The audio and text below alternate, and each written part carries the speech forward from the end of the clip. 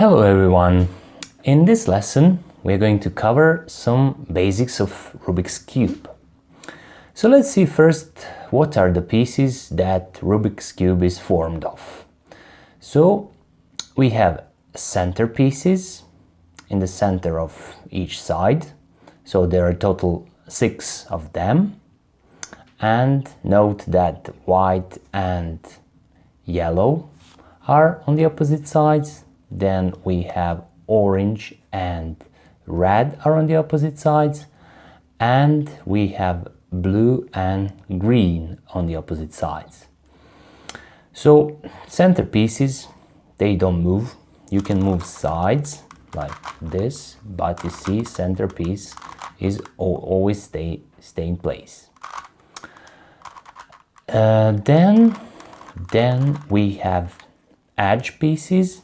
Those are pieces with 2 colors, and there are total 12 of them. And we have corner pieces. Those are pieces with 3 colors, and we have total 8 of them. So in this course we will be solving cube first we're going to solve first 2 layers, where white layer is a bottom layer, and then we will be solving yellow layer as a final layer. So it's also interesting to note following combination of pieces. So we have this edge and corner pair. So this is edge corner pair, and as we will be solving these first 2 layers and the first step of solving cube, it is interesting to notice these 4 edge corner pairs that we will be solving in order to complete first 2 layers. So let's bring one of edge corner pairs on the top of the cube. So we can bring it like this. So now we can easily see that combination. So here we have blue red edge and blue red white corner. So that will be one of the pairs we're going to solve in order to complete first 2 layers. Then second pair can be this one.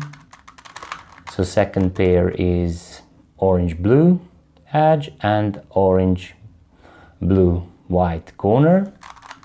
Then another pair can be this one, and here we have green orange edge and green orange white corner. And let's see the last one possible.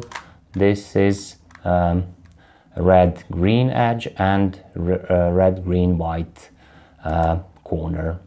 So yeah, this combination is edge corner pair, and as I said, we will be solving total 4 of them in order to complete first 2 layers of the cube.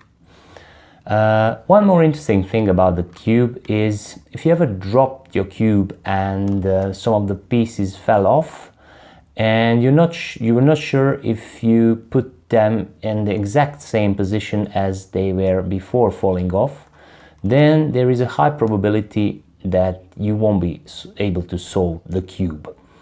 But don't worry about that at this moment. We're going to cover that case in a separate session at the end of this course. So see you in the next video.